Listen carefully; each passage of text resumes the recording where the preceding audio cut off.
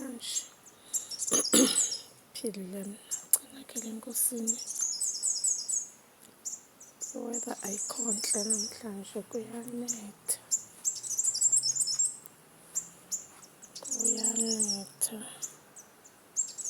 Ndikwazi ke ngokubonisa umzi wabantu.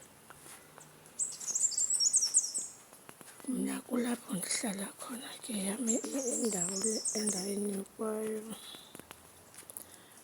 So yingcali ibe yi-hedge esithe-lams. Masingaboni uba kwenzeka ntoni kwamakhelwane. Ngapha i-hedge esithe umzi kamakhelwane, singaboni uba kwenzeka ntoni. Kunjalo ke apha esilongweni kwamakhelwane akufunekanga ubone uba kwenzeka ntoni. Akufani nezethu iindawo ongakhathalwayo kuzo. Sikhathalele thina umakhelwane wam, endibona ingandiboni umakhelwane wam. Siyabonana thina noomeza bethu, akho nto isivaleleyo. Jongani phaa yinantsika le. Ndiyathanda upha iqangqa bezihlangu ezelaphu. Ngoko andikwazi ukuya phaa, bendizonibonisa kakuhle phaya. Sisitya samanzi senantsika. Mandikhulule ezi zihlangu, amanzi akwazi nozikhulula. Nezikawusi bendizonibonisa kakuhle. Ndizikhulule. Zinantsika ezi ziziliphasi. Qha ngulo mhlobo welaphu. Ulilaphu ungenasili ngaphantsi. Yabona ke apha. Sisitya zeentaka zam qha zimdaka shem. Andikazifidi nozifida namhlanje ngenxa yale mvula kandikwazi uphuma. Ndi-off namhlanje. So bendicela uba mandingene qha ke ngenxa yale weather khangakwazi umedemom ohamba. Sisitya seentaka zam ezi. Ndiyazithanda guys izilwanyana. Ndithanda kwanto esisilwanyana. Ngoba kaloku angeke ikwazi ukuphila thina singakhange siyincede. Uyabona xa kuthethwa ngezilwanyana uthetha ngam. Ndithanda katinja. Ke ndibukele nxa ndisekhaya izinja, yho, zindithanda mntakabo, ingathi zibona ntoni na nje. Ndimthanda nyhani ngoba andoyika ufida, andoyika uphekela inja. NaseKapa ke phaa kwam kukho iigadi zimbini, uNdoni noBhelu, Beautiful Ones. Zindithanda. Ziyayazi uba ndiyazifida ekuseni, ndiyathetha nazo, ndiyazibulisa. Ndithethe nazo. Nje kube mnandi. Ndizibuze uba bezilele njani. Yho, kungabi mandi ezilwanyaneni. Nakwizinja ke ekhaya ndinjalo. Zikhona neegadi napha zimbini napha. Okwezasekhaya elitsha ebantwaneni, yho, zindithanda qha ziyangxola ezi zasekhaya. Ndiyazi ingxaki yazo. Ziyangxola zifike zikhala mnyawu mnyawu mnyawu. Mna ezi zam ke azikhali ngoba kaloku zihlala zinokutya esityeni. Ziyathengelwa ukutya, ziyafika phaa leyithi ke ngoku ziphiwa okukuwethi phaa ngo-6. The wet food kwegadi zigalelelwe. Kodwa ke inyama uba bayiphekile inyama shem bayazipha.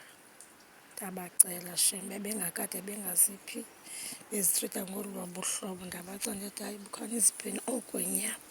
Kaloku igadi idalelwe uba mayitye inyama. Khanizipheni, hayi bayazipha. Nangoku ekuseni bebendibonisa, bendenze i-video call, bebendibonisa shem besithi bayazigalelela, bandibonisa bazigalelela inyama. Ndathi very good, ndaziva ndonwabile. ya kule ndawo ke le hedge lena ke soze ubona umzi kamakhelwane awucingi tu uyathanda awuthandi soze ubone ngapha kwezinto kuvaliwe soze ubone uba kwenzeka ntoni kwamesi tu nantsi ke neengxaki andizonibonisa ezinye izinto nisiyabantu le sizonibonisa kuthiwa yilaa nto kuthiwa yiprivacy balulekile iprivacy njengoba nam irumi yam yeyona ndawo ibalulekileyo ebomini bam irum yam anditsho uba akungeni noba ngubani kodwa kufuneka unkqonkqozile emnyango funeka unkqonkqoze umzukulwana wam yedwa ongankqonkqoziyo yalityhala icango angena zibalulekile uba nezilwanyana bethu balulekile ukufuya balulekile uzenzela izinto zakho ngezandla zakho ndiyakuthanda ke nokulima qha apha akulimeki apha kulimeki le ndawo lena inomoya umbi xa usukayo loo nto yonke into elapha iyafa ii-flowers ezityalwe apha zilaa nto kuthiwa yi-wild flowers I don't know uba ibizwa njani bethuna qha ndakhumsha ngesi sam isilungu kutyalwa zona phaa efranti kuhle ukufa phaa ngaphambili kulo mzi kutyalwe zona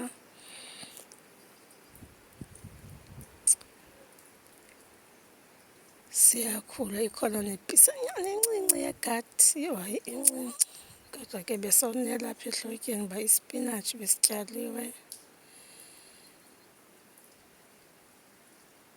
ya isipinatshi coriander ya nantoni enye kane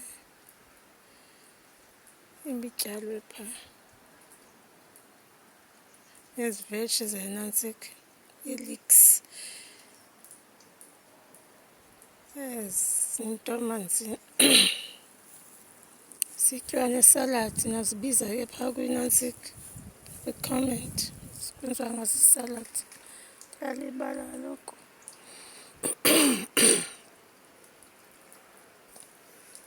ya yona ndawo ke lena nangoku ndibuya umva andifuni ufota ngomzi walapha ekhaya nto ndixabanisa nomama lapha sayijika ke ngoku ndiyijongise kum camera uweba ke le ndawana yam nje le sisitulo sam uhlala pha phandle xa ndifuna ukuba sempolweni ndiphola apha kule kona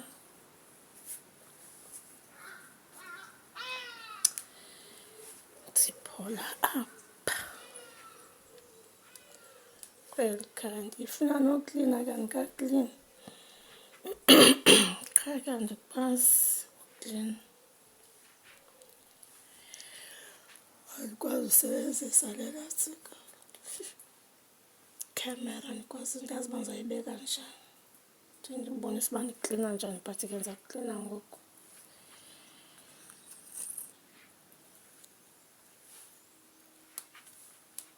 kulapho ndihlala khona ke apha ndilala khona kaklina ke guys kaklina kumnyama kuba kusibekele